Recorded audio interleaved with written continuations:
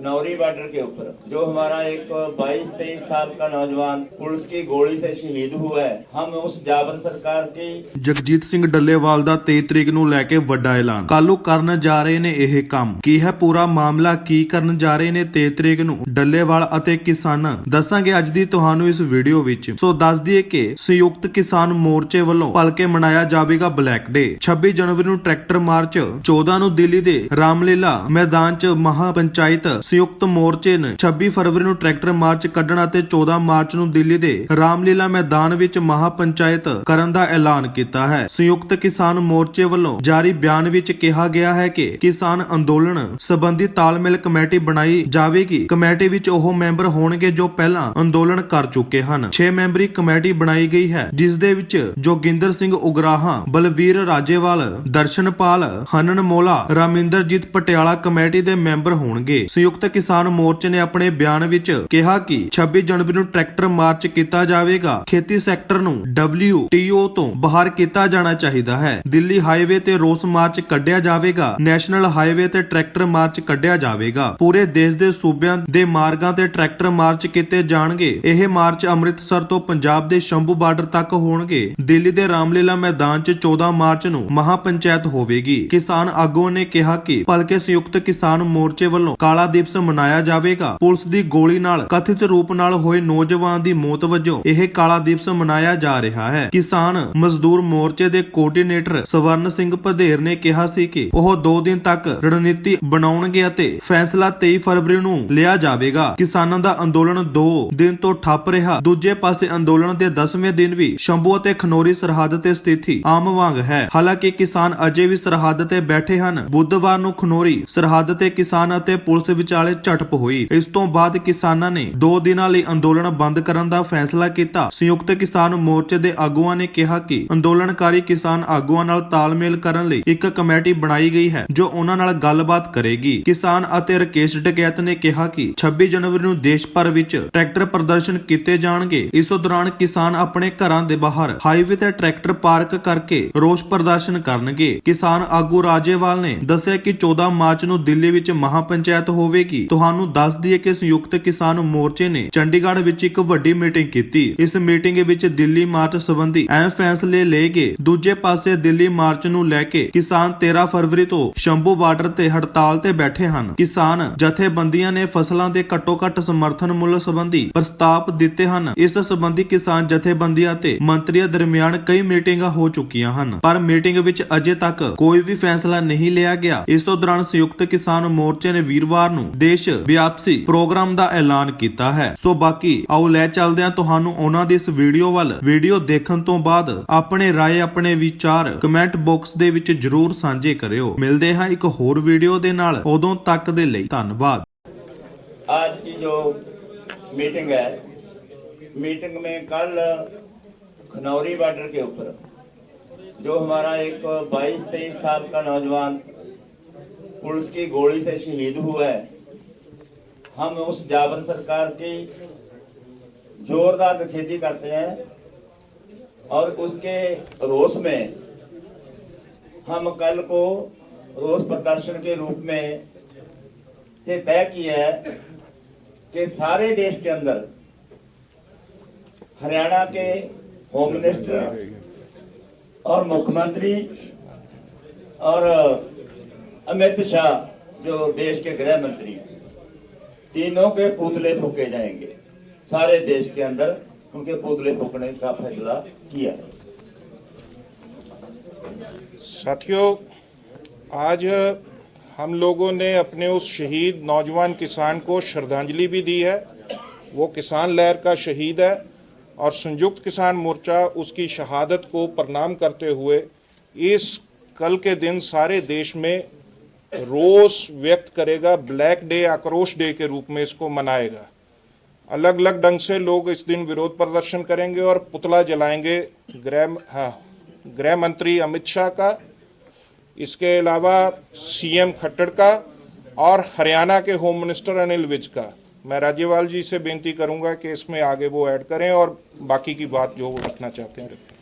और हमने डिमांड किया है कि सरकार हरियाणा की पुलिस ने पंजाब के एरिया में आके गोली चलाई, वहाँ हमारे ट्रैक्टर तोड़े।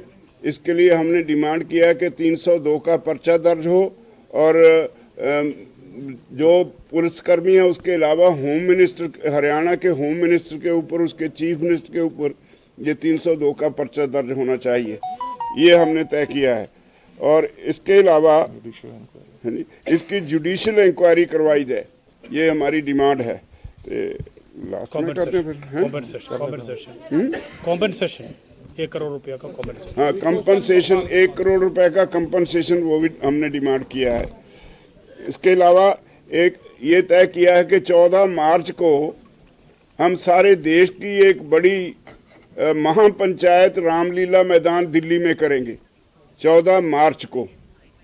तो उसका फैसला किया, सारे देश से किसान वहाँ दिल्ली पहुँचेंगे और 14 मार्च की रैली में शामिल होंगे। इसके आगे टिकैत साहब 26 का प्रोग्राम ये तय किया जो सब लोगों ने बता दिया।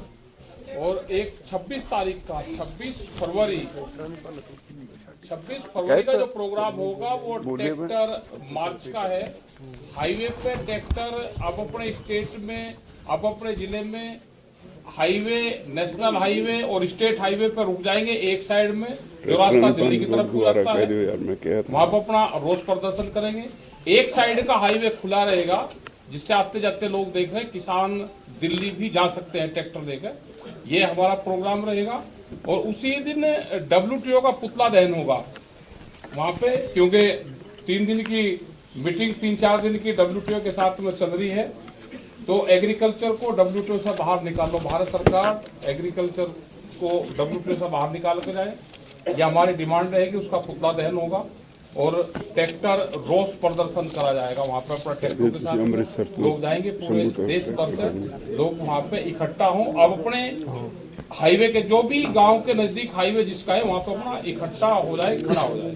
वो डेट 26 फरवरी 26 मार्च 14 मार्च का तो दिल्ली का है, वो बगैर ट्रैक्टर के होगा, एक दिन का होगा। हम लोग ये समझ रहे हैं, एडिशन करूंगा मैं, हम लोग ये समझ रहे हैं कि ये सारे रिप्रेशन के पीछे जो जबर हुआ है किसानों के ऊपर, इसको पीछे से बैठकर देश का होम मिनिस्टर डिजाइन कर रहा है। इसलिए संयुक्त किसान मोर्चा, होम मिनिस्टर अमित शाह, हरियाणा के चीफ मिनिस्टर खट्टर और हरियाणा के होम मिनिस्टर अनिल विज के रेजिग्नेशन की मांग करता है। ये उन्होंने देश के किसानों के खिलाफ एक किस्म से तानाशाह जंग का ऐलान किया है। ये सत्ता का अहंकार, आपको जिन लोगों ने सत्ता पे बिठाया उन्हीं के ऊपर आप वार कर रहे हैं। इनको इस्तीफा देना चाहिए। और ये मांग को लेकर सारे देश में हम लोग किसान पंचायत के दौरान लंबे ढंग से एक कैंपेन लेंगे और गांव-गांव, सतर तक जाएंगे इस बात को उठाने के लिए। 26 की ट्रैक्टर परेड पंजाब में सभी नेशनल हाईवे और स्टेट हाईवेज पूरे देश में ही इस तरह से होगी। ट्रैक्टर निकाल कर लाएंगे हम लोग सड़कों पे। उस दिन अमृतसर से लेके हम चाहेंगे कि नेशनल हाईवे पर शंभू तक किसान ट्रैक्टर सड़कों पे लाएं और खड़ा करें। ये भी उसी प्रोटेस्ट के खिलाफ, WTO से बाहर आने के मामले को लेकर, और ये टोटल जो हमारा आक्रोश है उसको प्रकट करेगा। और हरियाणा में शंभू से दिल्ली तक पूरे देश में होगा। पूरे देश में होगा। मैं डॉक्टर दर्शनपाल जी से बेनती करूंगा, वो बोले। जैसे बताया गया है, राज्यपाल जी ने उसमें ऐड करना चाहता हूं कि उसमें एक साथी शहीद हुआ है, 14 जख्मी हुए, जिसमें 3 गंभीर राजेंद्रा अस्पताल में है, 11 पातड़ा के सिविल अस्पताल में थे कल तक। और ये जो शहीद हुआ साथी है, इसके बारे में जो आया भी है, गरीब बल्लो गांव जिला बठिंडा का था, 15-16 लाख कर्ज था। हमारी डिमांड ये भी है कि उसका कर्ज भी टोटल उस पर माफ़ किया जाए, और जो कंपनसेशन राज्यपाल जी ने कहा है वो हमारी डिमांड है। दूसरा, 26 से 29 तक WTO का जो बैठक अबू धाबी में होने जा रहा है, उसके पहले ही दिन जैसे टिकैत जी ने बताया, वो उसमें ट्रैक्टर्स के साथ साथ WTO के बड़े बड़े पुतले जलाए जाएंगे पूरे देश में। इतना मैं ऐड करना चाहता हूँ। KP कृष्णा, आगे आपका सवाल पूछेंगे, अब सवाल ले लेंगे हम। अभी एक महत्वपूर्ण फैसला ये भी हुआ है कि अभी ये जो किसानों का आंदोलन जो चल रहा है इसको अलग अलग करने के लिए, डिवीजन करने के लिए जो कोशिश है उसको रोका जाए और किसान को इश्यू बेस्ड यूनिटी बना जाए। इसके लिए हमने कोऑर्डिनेशन के लिए एक कमेटी का बनाने का फैसला किया है। वो कोऑर्डिनेशन कमेटी का जिम्मेदारी ये होगा कि पुराना एसकेएम में जितना लोग ये जो 3 काला कानून को वापस कराने के लिए जो योगदान दिया, जितना शहीद 736 शहीद उस समय पे हुआ था, अभी 4 लोग और शहीद हुए, 740 शहीद हो गए।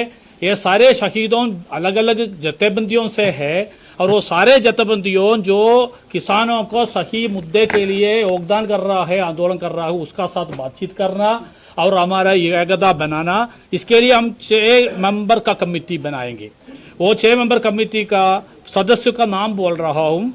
हनन मुल्ला जी, उग्रहान जी, युद्धवीर जी, उग्रहान जी, उद्धवीर जी और रमिंदर जी और राजेवाल जी और दर्शनपाल जी। एक और बार दोहराऊं, हनन मुल्ला, उग्रहान जी, युद्धवीर जी, रामिंदर जी पटियाला, राजेवाल जी और दर्शनपाल जी। और इसका साथ साथ ये भी एक बात बोलना था, ये जो 14 मार्च का जो महापंचायत हम दिल्ली करेंगे, इसको पहले और उसके बीच में वो राज्य तय करेंगे कौन सा दिन में होगा।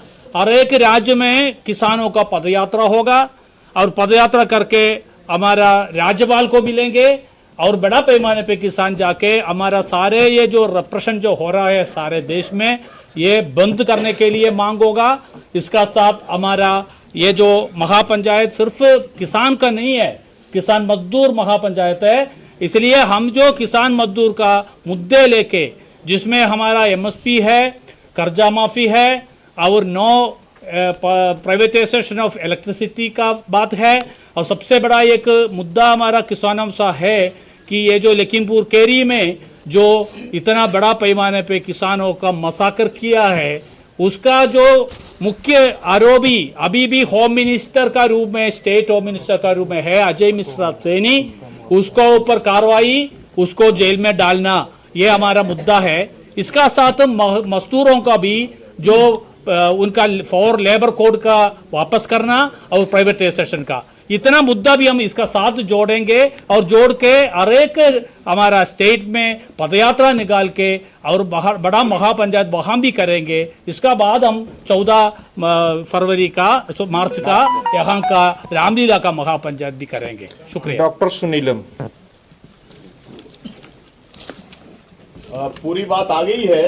आज संयुक्त किसान मोर्चे की जो एनसीसी और जनरल बॉडी की मीटिंग थी, उसके अंदर ये 4 निर्णय लिए गए हैं।